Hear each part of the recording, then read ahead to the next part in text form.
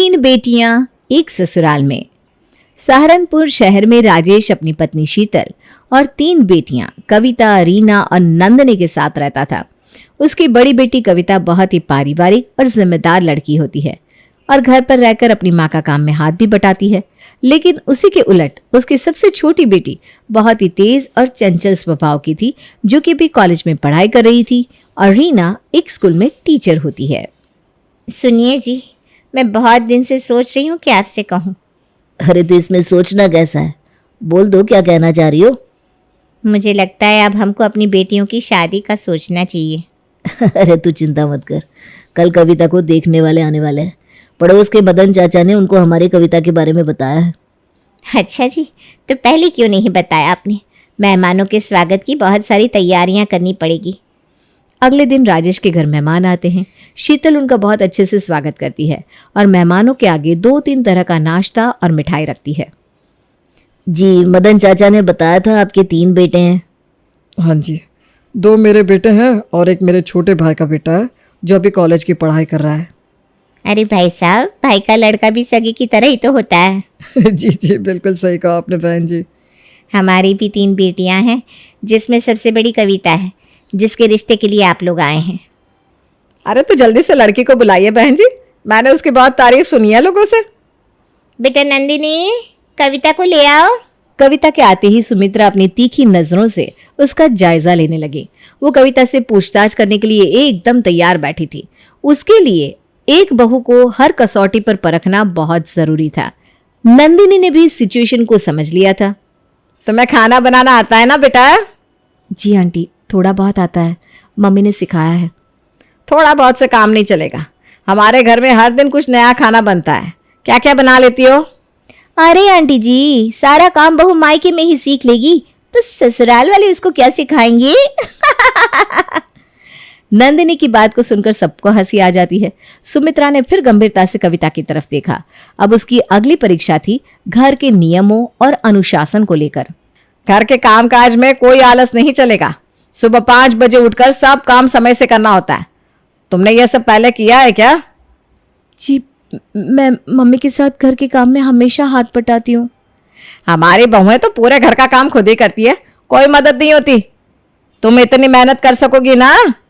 Aunty जी, आप तो कविता को सुपर वुमन बनाने में लगी हैं क्या? अरे बेटा नंदिनी, तुम्हारे सवाल से तो मैं भी सोच में पड़ गया। ठीक है, लेकिन मेरी बहू को अनुशासन में तो रहना ही पड़ेगा। जी आंटी। सुमित्रा अब समझ गई कि कविता एक जिम्मेदार बहू बनेगी। अब कविता और मनोज की शादी पक्की हो गई। घर में खुशी का माहौल था और नंदिनी की मजाकिया बातें माहौल को और भी खुशनुमा बना रही थी। आकाश, मुझे लगता है तुमको आंटी से बात कर लेनी चाहिए। अरे नंदिनी, तुम ऐसे मुझसे बात या इशारा मत करो ना, वरना यहाँ सबको शक हो जाएगा कि हम दोनों एक दूसरे को जानते हैं। अरे यार आकाश, तुम इतना डरती क्यों? मैं बोल रही हूँ ना, अभी बात करो। अरे ठीक है, करता हूँ, पर तुम बीच में कुछ मत बोलना। अरे हाँ बाबा, ठीक है। अब घर में सबसे ज्यादा चर्चा का विषय आकाश और नंदिनी की गुपचुप प्रेम कहानी थी, जो धीरे धीरे खुलने वाली थी। आकाश अब और छिपा नहीं सकता था। वो सबके सामने अपनी बात रखने के लिए तैयार था। घर में सब रिश्तेदार मौजूद थे, माहौल खुशनुमा था, लेकिन आकाश के मन में बेचैनी साफ झलक रही थी। मम्मी पापा, मुझे आपसे कुछ कहना है। क्या बात है आकाश, आज तो इतना परेशान क्यों दिख रहा है? वो मैं और नंदिनी, हम दोनों एक दूसरे से प्यार करते हैं। पूरे घर में एक पल के लिए सन्नाटा छा गया। सभी हैरानी से आकाश और नंदिनी की तरफ देखने लगते हैं। क्या कहा? ये बात तुम दोनों ने हमें पहले क्यों नहीं बताई? ये क्या तमाशा है? आंटी जी, हम डर रहे थे कि आप सब क्या कहेंगी। अरे भाई, ये तो फिल्मी सीन निकला। वाह, ये तो बड़ा ड्रामा हो गया, हमें कुछ भनक तक नहीं लगी। सुमित्रा ने एक तीखी नजर नंदिनी पर डाली, जैसे उसकी हरकत को तौल रही हो, लेकिन फिर उसने आकाश के चेहरे पर सच्ची भावनाएं देखी। उसके अंदर की सांस सख्त थी, पर अपने बेटे की खुशी से ज्यादा कुछ नहीं था। उसने थोड़ी देर सोचा, लेकिन आखिरकार हंसते हुए सबके सामने अपनी सहमति दे दी। ठीक है, अब चुप क्या हो? अगर प्यार किया है तो शादी भी कर लो। सच मम्मी, आप मान गई? अरे हाँ आकाश, सुमित्रा दीदी मान गई है, वरना तुम्हारी हालत पतली कर देती। अब प्यार किया है तो निभाना तो पड़ेगा ही। देखा आंटी जी भी हमारी टीम में आ गई। अभी माहौल ड्रामेबाजी से शांत ही हुआ था कि रिश्तेदारों ने सोहन को छेड़ना शुरू कर दिया। सोहन पहले से ही अपनी कुर्सी पर बेचैन बैठा था, जैसे उसे कुछ अनहोनी का डर सता रहा हो। अरे सोहन भैया, इतने बेचैन ना हो, अब सिर्फ तुम ही बचे हो। और खुशी की बात यह है कि तुम्हारे लिए हमने लड़की पहले से देख रखी है। क्या कौन है वो लड़की और कहाँ की है, और आप सबने मुझसे क्यों छुपाया? सोहन के इतने सवालों से उसकी हैरानी और परेशानी साफ झलक रही थी। तभी राधिका मजे लेकर बोली, अरे अरे सोहन, इतने घबरा क्यों रहे हो? लड़की तो वही है जो तुम्हारे साथ कॉलेज में पढ़ाती है। सोहन का चेहरा एकदम सफेद पड़ गया। कमरे में अचानक चुप्पी छा जाती है। सबकी नजरें सोहन की तरफ थी। मेरे साथ कॉलेज में पढ़ाती है, वो कौन है? वो लड़की यही बैठी है, जेठ जी और मेरे होने वाले जीजा जी। आप मुझे जेठ जी और जीजा जी क्यों बुला रही हो? अरे बुद्धू, क्योंकि वो लड़की कोई और नहीं बल्कि रीना ही है। क्या रीना? जी हाँ, मैं ही वो लड़की हूँ जिसे सबने आपकी दुल्हनिया बनने के लिए चुना है। रीना का ये अंदाज देखकर पूरा घर हंसी के ठहाकों से गूंज उठा। सोहन ने सर झुका लिया। उसका शर्माना सबके सामने मजाक का कारण बन गया। वो ये सोचकर परेशान था कि कहीं कोई और लड़की ना हो, लेकिन रीना का नाम सुनते ही उसकी जान में जान आ गई। तो सोहन, अब हमें भी बता दो, कुछ और राज छुपा रखे हो तो। अरे नहीं ताऊ जी, अब तो सबके सामने आ ही गया। अरे वाह, एक एक करके सब अपने दिल की बातें कह रहे हैं और सबके कारनामे एक साथ बाहर आ गए। अब तीनों भाइयों की शादी तीनों बहनों से होंगी, और वो भी एक साथ। कितना शुभ संयोग है ये। सुमित्रा की बात सुनकर सभी ने ताली बजाई और खुशी से शादी की तारीख तय कर ली। तीनों बेटियों की शादी की तैयारियां अब पूरे जोरों शोरों पर थी और नंदिनी की शरारतें इस खुशी में चार चांद लगा रही थी। कुछ दिन बाद धूमधाम से शादी हो जाती है और तीनों बहुएं अपने ससुराल आ जाती हैं। कविता, रीना और नंदिनी, आज से तुम इस घर को अपना घर समझना। जी माँ जी, शादी के बाद ससुराल ही तो लड़की का घर होता है। जी बिल्कुल मम्मी जी, आज से ये घर हमारे लिए मायके से बढ़कर है। जी आंटी जी, मैं इसको आज से अपना ही घर समझूंगी। सुनो नंदिनी, तुम अब इस घर के बहू हो, इसलिए अब हमको आंटी मत कहना।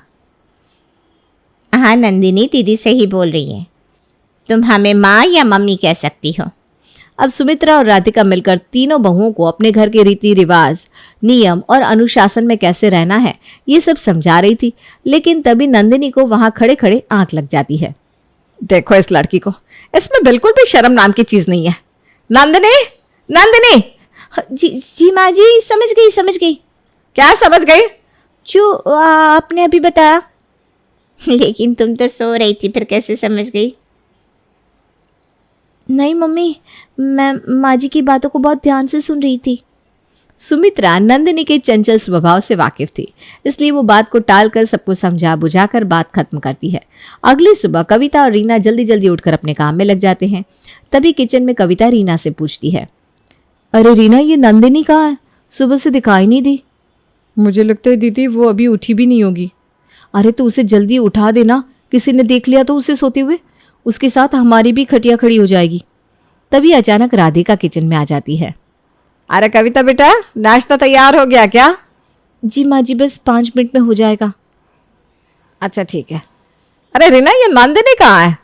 वो मम्मी जी अभी यहीं थी, अब शायद कहीं दूसरा काम करने लगी होगी। जब वो आ जाए तो उसे मेरे पास भेज देना। जी मम्मी जी, भेज दूंगी। अब कविता तुरंत रीना को नंदिनी को जगाने भेजती है। रीना दौड़ते हुए नंदिनी के कमरे में जाती है, लेकिन वो तो मजे से बिस्तर पर पड़ी सो रही होती है। नंदिनी, अरे नंदिनी जल्दी उठ, वरना आज तेरी वजह से हम सब फंस जाएंगे। अरे यार क्या है दीदी, सोने दो ना, कितनी मस्त नींद आ रही है। तभी राधिका पीछे से आकर एक मग पानी नंदिनी के मुंह पर फेंकती है और नंदिनी हड़बड़ाकर उठ बैठती है। अपने सामने राधिका को खड़े देखकर वो घबरा जाती है। नंदिनी, ये क्या बचपना है? तुम्हारी ये हरकत अगर सुमित्रा दीदी देख लेती तो आज तुम्हारे साथ हम तीनों की भी क्लास लग जाती।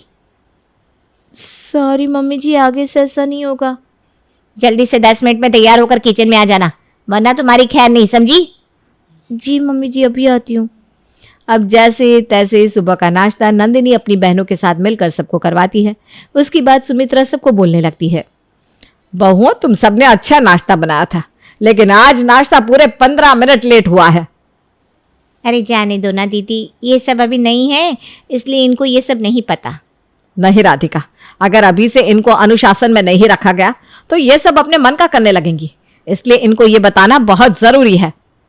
जी दीदी। सुमित्रा तीनों को उठने, खाने और सारे काम करने का समय बता देती है। कविता और रीना दोनों अच्छे से ये बात समझ जाते हैं, लेकिन नंदिनी इसको सीरियसली नहीं लेती और अपने हिसाब से ही काम करती है। तभी एक दिन, कविता, रीना, मुझे पता है तुम दोनों समझदार हो, घर के नियमों का पालन करती हो, ऐसे ही अच्छे से घर संभालो। जी माँ जी, हम कोशिश कर रहे हैं कि सब कुछ ठीक रहे। हाँ मम्मी जी, आप जैसा कहेंगी हम वैसा ही करेंगे। लेकिन मम्मी जी, मेरी तो ये आदत है, अगर कोई गलत बात करे तो मैं उसका विरोध करती हूँ और वो करूंगी भी। गलत? मेरे घर में कोई गलत बात नहीं होती, समझी नंदिनी? अगर बहुएं इंसानों की तरह नहीं मशीनों की तरह काम करे तो ये तो गलती है ना। नंदिनी, तुझे बड़ों से बात करने की तमीज है कि नहीं? माँ जी, इसे माफ़ कर दीजिए, इसे पता नहीं कैसे बोला जाता है, मैं इसे समझा दूंगी। ठीक से समझा देना, अगली बार मैं ये बर्दाश्त नहीं करूंगी, समझ लेना तुम तीनों। कविता और रीना अब नंदिनी को बहुत समझाते हैं, लेकिन उसको कुछ समझ में नहीं आता। वो दिखावे के लिए उन दोनों को हाँ हाँ कर देती है, लेकिन मन ही मन वो इस अनुशासन भरे नियमों से तंग आ चुकी थी। पता नहीं ये माँ जी अपने आप को क्या समझती हैं। बहुएं क्या मशीन होती है जो दिन भर काम में लगी रहे, ऊपर से इनके नियम और अनुशासन। I hate this. अब मुझे ये सब बदलना पड़ेगा।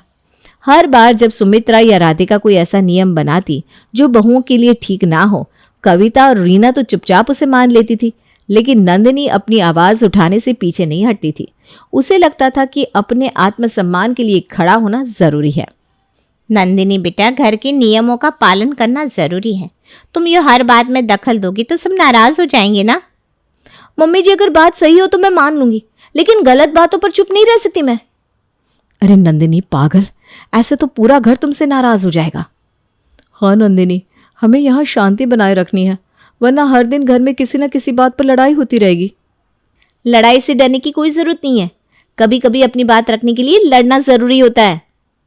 नंदिनी, इस घर में सुमित्रा दीदी के बनाए हुए अनुशासन से ही काम करना होगा, समझी? अब धीरे धीरे सुमित्रा के कड़े अनुशासन और नियमों का असर और बढ़ने लगा। सुमित्रा चाहती थी कि हर चीज उसके हिसाब से हो, जो बहुओं के लिए मुश्किलें खड़ी करने वाला था। सुनो तुम तीनों, सुबह उठने का टाइम 5 बजे है, अगर देर हुई तो समझ लो मेरा गुस्सा देखना पड़ेगा। मम्मी जी, हम इंसान हैं या मशीन? इतनी जल्दी उठकर कैसे काम करेंगे? माँ जी, हम कोशिश कर रहे हैं, लेकिन हर दिन ये सख्ती मुश्किल है। बहुएं घर का काम करने के लिए होती हैं, आराम करने के लिए नहीं आई यहाँ। पर हम काम से भाग नहीं रहे मम्मी जी, लेकिन इतने कड़े नियम। हाँ भाई सुमित्रा, थोड़ा नरम रहो, बहुओं को भी सांस लेने दो। अब जैसे जैसे समय बीतता गया, सुमित्रा की सख्ती और बढ़ती गई। बहुओं की एक छोटी गलती भी बड़ा मुद्दा बन जाती थी। एक दिन नाश्ता थोड़ी देर से बना और सुमित्रा ने फिर अपना गुस्सा दिखाया। ये क्या, नाश्ता अभी तक नहीं बना? तुम्हारे मायके में क्या ऐसे ही आलस करते थे तुम सब? माँ जी, गैस में थोड़ी दिक्कत थी ना, इसलिए देर हो गई। बहाने मत बनाओ, मैं सब समझती हूँ, मेरे घर में ये चाल नहीं चलेगी। हम दिन रात काम कर रहे हैं, फिर भी इनको नजर में नहीं आता। अरे मम्मी जी, आप थोड़ा आराम कर लीजिए, गुस्सा कम हो जाएगा। हाँ सुमित्रा दीदी, ऐसे तो बहुएं घर से भाग जाएंगी। एक दिन काजल सुमित्रा से कॉलेज पिकनिक पर जाने के लिए कहती है, लेकिन सुमित्रा उसको डांट कर चुप करवा देती है। अब नंदिनी ये सब सुनकर मौके का फायदा उठाकर काजल को अपनी टीम में लेने का सोच लेती है। अरे क्या हुआ काजल, तुम रो क्यों रही हो? नंदिनी भाभी, मैं पिकनिक पर जाना चाहती थी, पर मम्मी ने मना कर दिया। बोलती है ये सब फालतू काम ना करो, घर का काम सीखो। मम्मी जी को वैसा नहीं करना चाहिए था। बेटियां मायके में नहीं तो क्या ससुराल में पिकनिक पर जाएंगी? और हमारी हालत तो तुमने देखी है ना, बस सास का हुक्म मानते रहो। सच कहा भाभी, ससुराल में बहुएं बंधुआ मजदूर बना दी जाती है। हाँ काजल, हमारी कोई मदद भी नहीं करता कि मम्मी जी को समझाए कि ये घर है, जेल नहीं। इतने सख्त नियम क्यों है भैया? पर भाभी अब तुम चिंता मत करो, मैं माँ से बात करूंगी, हम लोग मिलकर इन नियमों को बदल देंगे। ये हुई ना बात काजल। देखो, रोने से ना कुछ नहीं होता, अपने हक की लड़ाई लड़नी ही पड़ती है। एक दिन सुमित्रा सुबह सुबह नंदिनी को ताने मारने लगी, जिससे परेशान होकर नंदिनी ने काम करना छोड़ दिया तो सुमित्रा उस पर भड़क उठी। नंदिनी, ये क्या हरकत है? काम छोड़कर बैठ गई? हाँ मम्मी जी, छोड़ दिया। कोई इंसान इतने काम नहीं कर सकता जितना आप चाहती हो।